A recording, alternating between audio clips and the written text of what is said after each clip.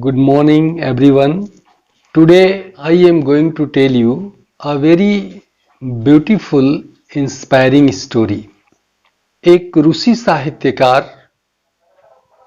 Leo Tolstoy की कहानी।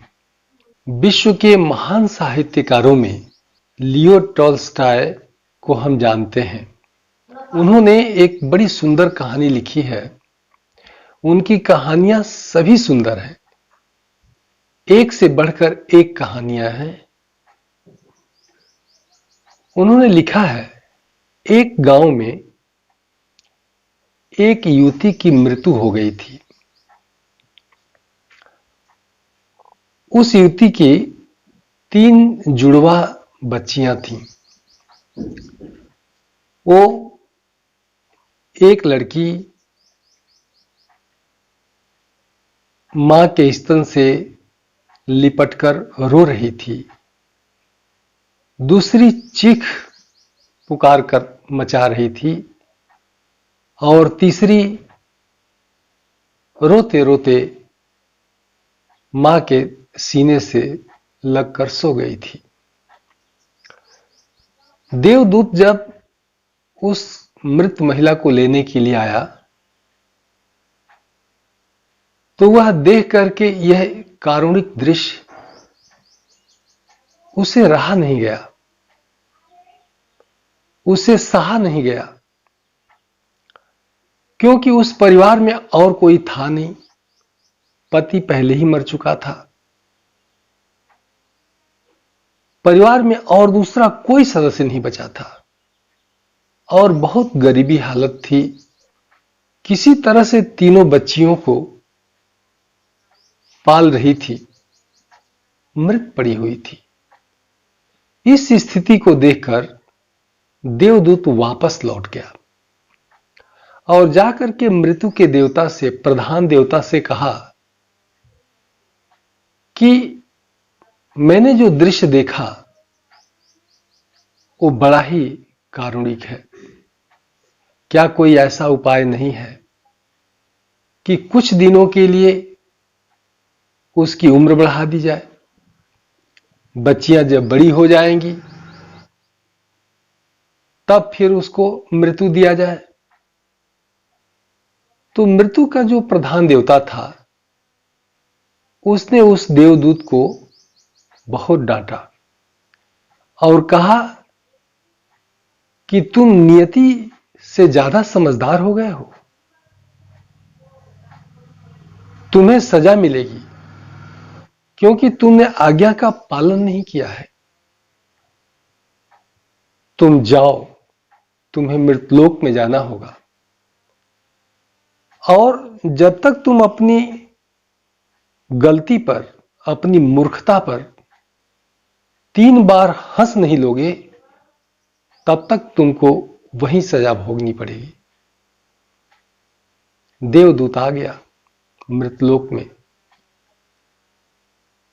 सर्दी का महीना, ठिठुरता कांपता, कपड़े भी नहीं थे। सड़क के किनारे बैठा था। उसी समय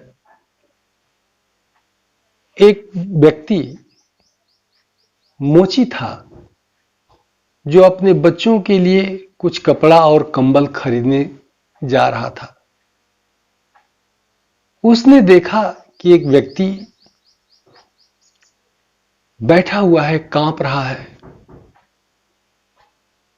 तो उसने जो भी कपड़े खरीदे थे और कंबल, उसने उसको दिया और कहा कि ये कंबल लो, इसको ओढ़ो। तो उसने कहा कि आपने कंबल तो दे दिया, लेकिन मैं रहूंगा कहां? मेरे पास तो रहने के लिए घर नहीं है, खाने के लिए कुछ नहीं है। तो उस मोची ने कहा, चलो मेरे साथ। लेकिन जैसे ही हम घर जाएंगे तो हमारी पत्नी झल्लाएगी, चिल्लाएगी, क्योंकि हम बच्चों के लिए कपड़े और कंबल खरीदने के लिए आए थे और वो मैंने तुमको दे दिया। तो थोड़ा शांत रहना। एक आध घंटे बाद वो मान जाएगी।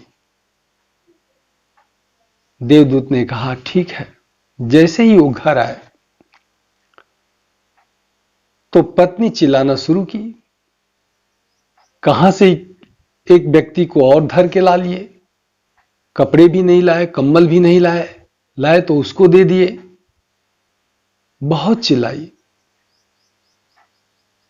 कहते हैं कि उस समय पहली बार वह देवदूत हंसा, खूब जोर से हंसा। उस मोची ने पूछा कि क्यों हंसे? तो उसने कहा कि जब मैं 3 बार हंस लूंगा तब मैं हंसी का कारण बताऊंगा। उसने इसलिए हंसा कि उस महिला को यह नहीं पता कि उसके घर में एक देवदूत आ गया है, उस घर का तकदीर बदलने वाला है। लेकिन उसे नहीं पता हमारे साथ जीवन में जो भी घटनाएं घटती हैं, हमको लगता है कि यह हमारे साथ बुरा हो रहा है, लेकिन वास्तव में वो कुछ अच्छे के लिए होता है। हम भविष्य को समझ नहीं पाते। नियति का जो खेल है उसको हम नहीं समझ पाते कि कौन सी घटना क्यों घटी। हम दुखी इसलिए होते हैं कि हम चाहते हैं कि हमारे अनुसार कोई चीज घटे, हम जो चाहते हैं वही चीज हो, लेकिन ऐसा होता नहीं है। आप जरा सोचिए कि आपके चाहने से अगर सब कुछ होने लगे तो इस धरती पर करोड़ों लोग हैं और करोड़ों लोगों की करोड़ों इच्छाएं हैं, करोड़ों चाहते हैं। अगर उनके अनुसार सबके अनुसार अगर सबकी चाहते पूरी होती जाए तो इस सृष्टि में क्या होगा? प्रकृति अपने हिसाब से कार्य करती है, वो कुछ नहीं देखती। इस बात को मोची की पत्नी नहीं जानती थी। देवदूत को पता था, इसलिए देवदूत खूब हंसा।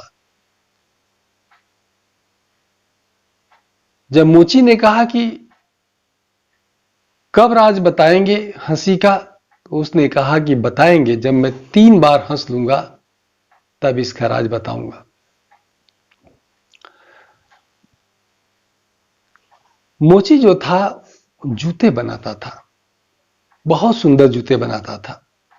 उसने उस देवदूत को भी जूते बनाना सिखाया और जूते वह देवदूत इतना बढ़िया बनाने लगा कि मात्र 1 हफ्ते में एक से एक सुंदर सुंदर जूते बनाना शुरू कर दिया। उसका नाम, उसकी ख्याति बहुत फैल गई, चारों तरफ ख्याति फैल गई। यहां तक कि वहां के जो सम्राट थे उनके जूते आने लगे और इतना सुंदर वो जूता बनाने लगा कि लोग उसको पहनकर उसको धन्यवाद देने आते थे।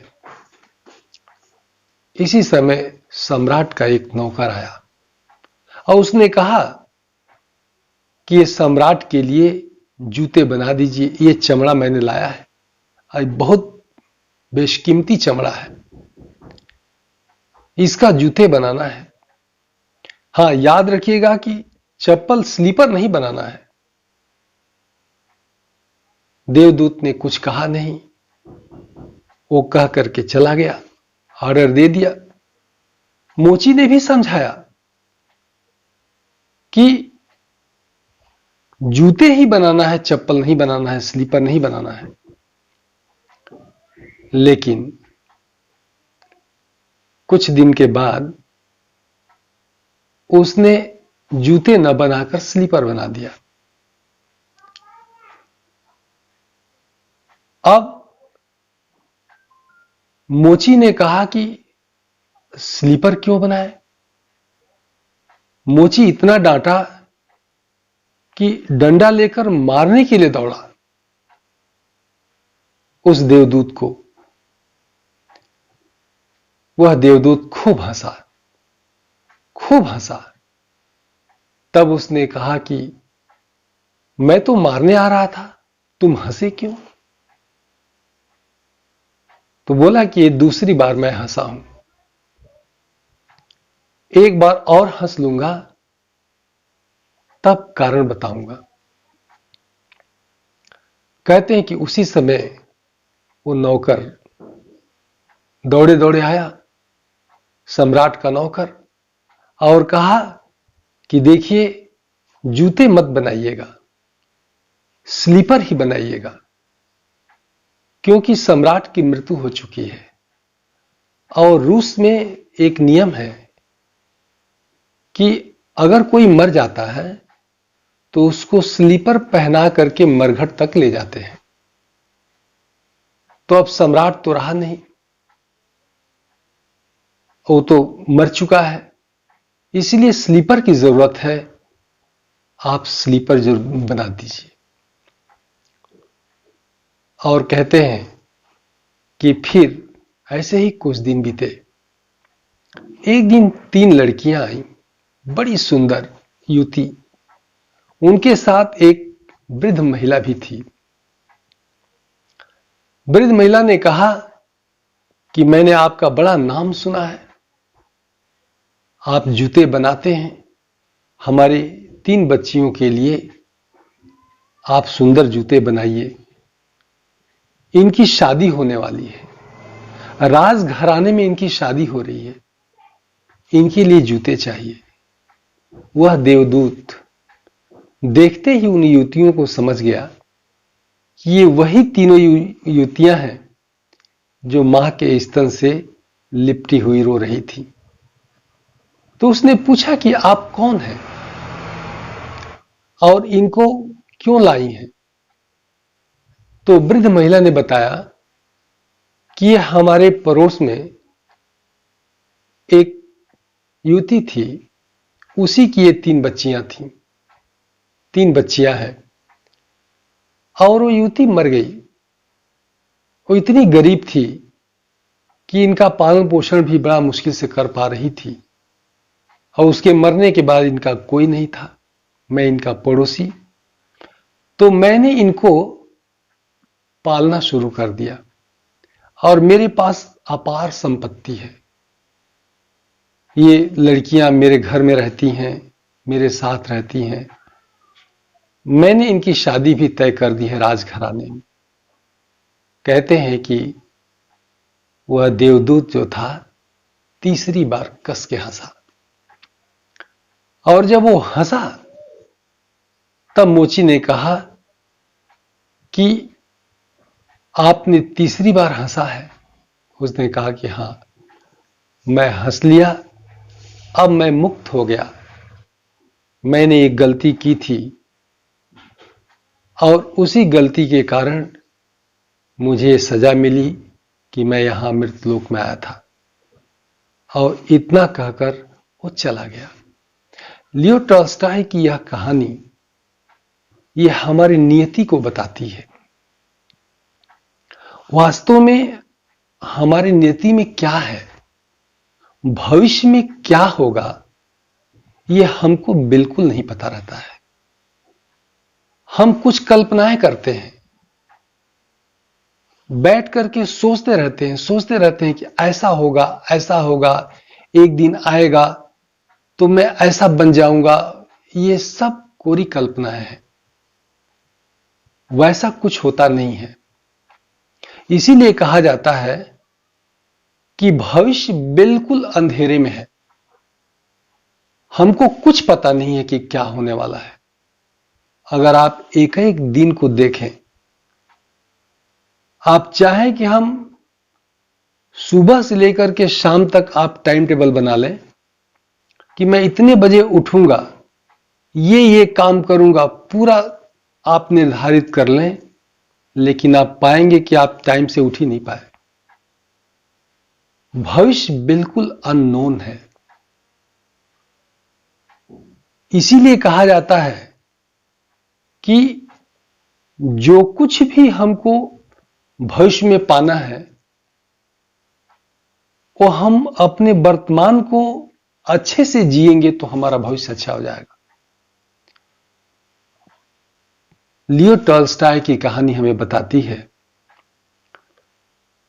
कि हमारे साथ जो कुछ भी घटित हो रहा है या होगा, यह नियति करती है, यह आपके चाहने से नहीं होता। इसलिए हमें दुखी होने की क्या जरूरत है? जब ऐसा होना ही था तो वो हो गया, तो हम उसको लेकर के क्यों दुखी होते हैं? हमें अपने वर्तमान को सुधारना है, अपने वर्तमान कर्म को सुधारना है, क्योंकि कोई भी कर्म वर्तमान में होता है। आप भविष्य में कोई कर्म नहीं करेंगे, अतीत में कोई कर्म नहीं करेंगे, जो भी करेंगे वर्तमान में करेंगे। उसी वर्तमान कर्म के आधार पर भविष्य निर्धारित हो जाता है। तो भविष्य में जो कुछ भी हमारे कर्मों के आधार पर निर्धारित है वो होगा, समय आने पर वो होगा ही। उसको आप नहीं बदल सकते, हां स्वीकार जरूर कर सकते हैं। और स्वीकार करते ही जो भी हमारे साथ घटित हो रहा है, जो कुछ भी हो रहा है, उसको आप सहज स्वीकार कर लें। स्वीकार करते ही दुख से मुक्ति मिल जाती है और हम निश्चिंत हो जाते हैं। अपने वर्तमान कर्म को सुधारना हमें जरूरी है, और जो कुछ भी हमारे साथ घटित हो रहा है, जो भी हमारे जीवन में अच्छा बुरा आ रहा है, उसको हम नियति का खेल समझकर उसको स्वीकार कर लें। हम सदा खुश रहेंगे। Thank you.